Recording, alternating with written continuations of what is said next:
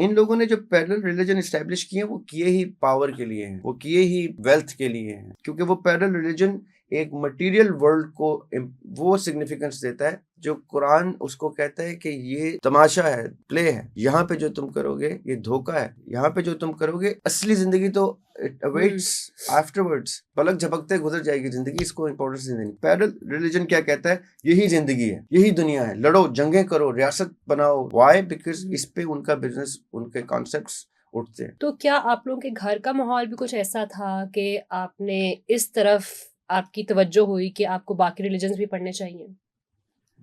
जी जी जी, क्या इसमें तो इन्फ्लुएंस था आपके वालिद साहब का और आपके भाई का आप पर इस चीज़ों का?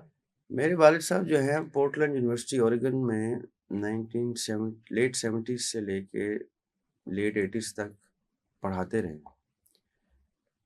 और अगर कोई शख्स अमेरिका के किसी यूनिवर्सिटी में पढ़ा रहा है तो ये टेकन फॉर ग्रांटेड है कि वो उनकी उन ज़रूरी कुतुब से वाकिफ़ है, आशना है, जिन कुतुब के ऊपर उनका बिलीव खड़ा है। तो जब वो घर में जो डिस्कशन होती थी वो, देखिए मैं तो कहता ही हूँ कि ओल्ड टेस्टमेंट हमारी किताब है, न्यू टेस्टमेंट हमारी किताब है। उनको ज्यूज़ भी मानते हैं, क्रिश्चियन भी मानते हैं, वो अलग बहस है। लेकिन मुसलमान उनको अपनी किताब पहले मानता है, इसीलिए हम उसको, उन किताबों को रिस्पेक्ट देते हैं। उन अंबिया अलैहिस्सलाम को ग्लोरीफाई करना हमारे दीन का बुनियादी जुज़ है। तो इसलिए हमारे घर में तो ये बड़ी कॉमन सी रूटीन थी कि बाइबल डिस्कस हो, इवन हिंदुइज़्म डिस्कस हो, बुद्धिज़्म डिस्कस हो।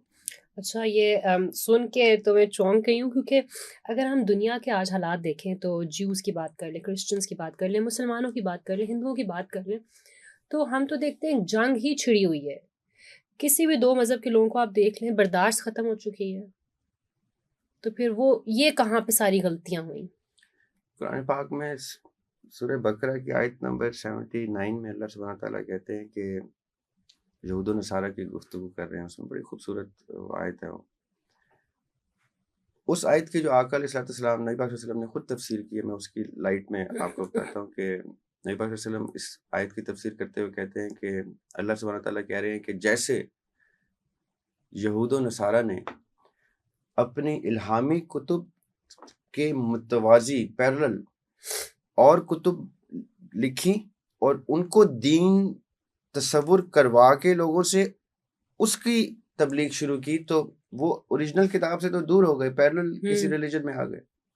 लाइकवाइज मुसलमानों ने भी यही किया। आका इस्लाम ने जब इस आयत की तफसीर की तो उन्होंने कहा मुझे डर है कि मेरी उम्मत भी यही करेगी। और आका इस्लाम जब ये कह दें तो समझ लें कि एक प्रोफेसी है कि ये होगा ही होगा, बिल्कुल। और ऐसा ही है। अभी कुरान के भी पैरेलल एक रिलीजन मुसलमानों का मौजूद है, एक नहीं बेतहाशा मौजूद है। अब जैसे ये पैरेलल रिलीजन इस्टेब्लिश होते हैं और ज़्यादा तादाद में आते हैं, तो ये सब के सब रिलीजन अपनी ओरिजिनल कुतुब से, अपने ओरिजिनल तालीमात से दूर हैं। और इसका मतलब यह है कि उनको रिलीजन की एसेंस नहीं पता। This is why when they argue about religion, जब इनके आपस में डिस्कशन होती है तो झगड़ा ही होता है, लड़ाई होती है, वो इल्मी बहस नहीं होती, क्योंकि इल्मी बहस होती तो ये सब एक पॉइंट पे कहीं ना कहीं कॉमन आ जाते।